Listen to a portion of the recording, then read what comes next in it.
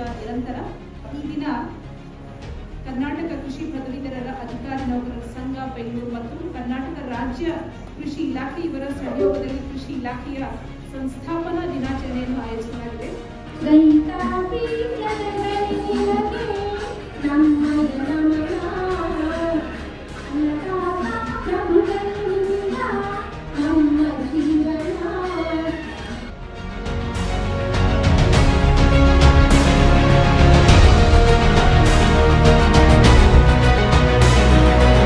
ಈ ಇಲಾಖೆ ಶುರುವಾಗಿದ್ದು 1913ರಲ್ಲಿ.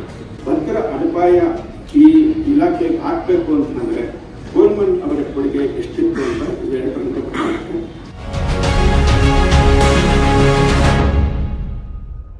ಮೊದಲಿಗೆ ನಮ್ಮ ನಿಕಟ ಪೂರ್ವ ಕೃಷಿ ನಿರ್ದೇಶಕ ಡಾಕ್ಟರ್ ಲೆಸ್ಲಿ ಕೋಲ್ಮನ್ ಇವರ ಒಂದು ಭಾವಚಿತ್ರಕ್ಕೆ ಪುಷ್ಪ ನಮನ.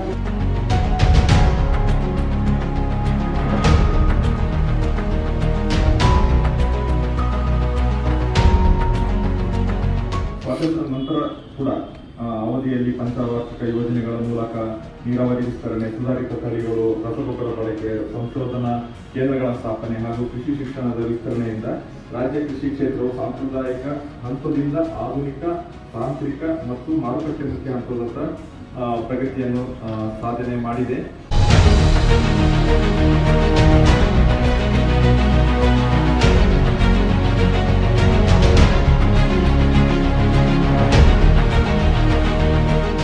ಇನ್ ಕ್ರಾಸ್ ರೂಟ್ಸ್.